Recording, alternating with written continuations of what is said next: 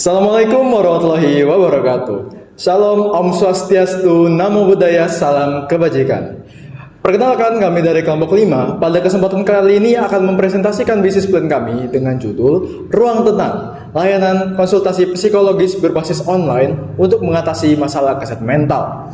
Latar belakang mengapa kami merencanakan produk tersebut adalah yang pertama, meningkatnya masalah kesehatan mental di Indonesia.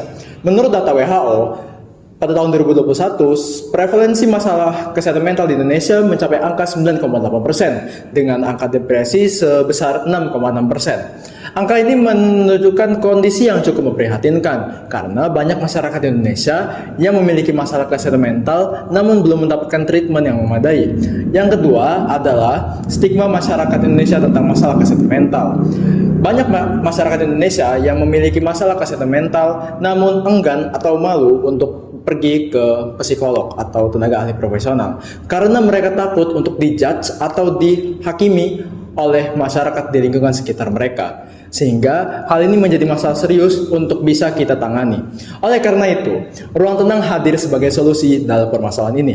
Ruang Tenang merupakan platform berbasis website untuk layanan konsultasi psikologis dengan menyediakan produk berupa chat dan video call yang bisa diakses di mana saja dan kapan saja dengan privasi yang terjaga. Selain itu, Ruang Tenang juga menyediakan konten edukasi seperti video dan artikel yang menyediakan atau menjelaskan masalah-masalah tentang isu kesehatan mental.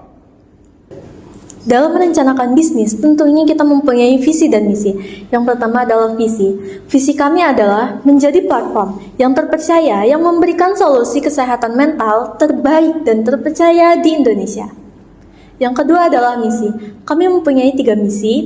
Yang pertama adalah menyediakan layanan konsultasi kesehatan mental yang mudah diakses, aman, dan privasi terjaga melalui platform berbasis website.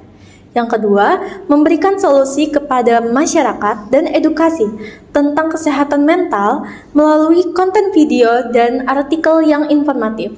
Yang ketiga, mengurangi stigma buruk terhadap kesehatan mental di Indonesia. Next, filosofi.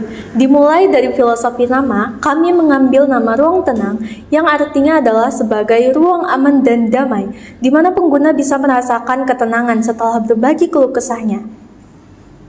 Nama ini juga memberikan kesan tempat yang nyaman dan bebas dari penilaian buruk orang lain. Nah, lalu bisa dilihat, sekarang kita ke filosofi logo bisnis. Logo bisnis terdapat huruf R yang artinya adalah ruang atau value. Yang kedua, bentuk rumah sebagai tempat pulang bagi insan yang memerlukan tempat pulang dalam pelukan. Yang ketiga adalah simbol besi atau trisula, yaitu ini adalah lambang psikologi. Yang keempat adalah lambang semikolon yang artinya adalah keberlanjutan. Semikolon sebagai pengingat kepada seseorang agar tetap kuat untuk menjalani hidup walau sedang menghadapi banyaknya permasalahan mental. Dan yang terakhir adalah butterfly atau kupu-kupu. Butterfly ini dalam psikologi mengandung arti sebagai transformasi, harapan, dan keyakinan akan kesembuhan mental. Yang selanjutnya ada fitur-fitur bisnis. Fitur bisnis yang pertama adalah layanan konsultasi. Pada layanan konsultasi ini, pengguna dapat berkonsultasi dengan ahli psikolog melalui chat dan juga video call. Lalu yang ketiga ada konten edukasi. Konten edukasi ini pengguna dapat menonton video dan juga membaca artikel mengenai isu-isu kesehatan mental yang dapat diakses kapan saja dan di mana saja. Lalu yang ketiga ada fitur yaitu yang bernama privasi. Tentu saja privasi pengguna pada saat berkonsultasi sangat terjaga sepenuhnya sehingga membuat pengguna pada saat berkonsultasi membuat nyaman dan juga aman. Lalu yang selanjutnya ada partner kunci. Partner kunci yang pertama ada IT developer. IT developer ini sangat berperan penting bagi perusahaan kami. IT developer ini berguna untuk mengembangkan dan memelihara website kami. Sehingga jika terjadi sesuatu pada website kami, IT developer inilah yang akan mengembangkan dan memelihara website kami sehingga website kami dapat digunakan oleh pengguna dengan lancar. Lalu yang kedua ada tenaga ahli psikologis. Tentu saja Ruang Tenang menggunakan tenaga ahli psikologis dengan konsultan profesional konsultan profesional yang ahli di dalam bidangnya sendiri, sehingga konsultan dapat memberikan layanan konsultasi kepada pelanggan dengan baik. Lalu yang ketiga ada jasa pembayaran. Sistem pembayaran pada ruang tenang ini menggunakan sistem pembayaran digital. Sistem pembayaran digital ini seperti menggunakan GoPay, OVO, dan juga transfer bank untuk memudahkan transaksi. Baik, selanjutnya yaitu ada segmentasi pasar. Segmentasi pasar itu dibagi menjadi 3. Yang pertama, demografis, target pasar, dan juga geografis. Yang pertama itu ada secara demografis. Secara demografis, platform ruang tenang ini ditujukan untuk orang dengan rentan usia 18 sampai 35 tahun. Di mana pada usia tersebut sangat rentan terkena gangguan kesehatan mental karena pada usia tersebut itu masih dalam masa peralihan atau transisi. Yang kedua itu ada target pasar, di mana platform ini dibuat atau dirancang untuk pelajar, mahasiswa, dan juga pekerja kantoran yang pada dasarnya sangat banyak diberi tuntutan seperti harus menjelajahi lingkungan baru, lingkaran pertemanan yang luas, dan juga tuntutan pendidikan dan karir yang semakin berat. Yang ketiga itu ada geografis, di mana secara geografis platform ini menargetkan untuk seluruh daerah yang ada di Indonesia yang sudah memiliki akses internet, karena pada dasarnya platform ini berbasis online. Selanjutnya ada analisis kompetitor. Sebagai platform tentu saja ada yang namanya kompetitor. Kompetitor utama dari platform ruang tenang ini itu ada banyak. Contohnya seperti Halodoc, Klik Dokter, dan juga Alodokter. Di mana ketiga platform ini juga menawarkan konsultasi kesehatan secara online, begitu. Namun, jika dibandingkan dengan ketiga kompetitor ini, platform ruang tenang itu memiliki keunggulan, yaitu berfokus pada layanan kesehatan mental dan juga dengan harga yang sangat terjangkau. Oke, selanjutnya ada marketing mix. Kami menawarkan produk berupa jasa layanan konsultasi mengenai kesehatan mental yang berbasis online dengan harga Rp50.000 per sesi chat dan Rp100.000 per sesi video call. Layanan kami ini dapat diakses melalui website Ruang Tenang. Selanjutnya, agar produk kami dapat diketahui dan digunakan oleh masyarakat luas, kami akan melakukan promosi melalui media sosial seperti TikTok, Instagram, X, dan juga YouTube. Adapun strategi go-to-market yang akan kami lakukan, yang pertama adalah pengembangan MVP atau Minimum Viable Product, yaitu pembuatan prototipe platform website dan uji coba dengan pengguna awal. Selanjutnya ada peluncuran beta.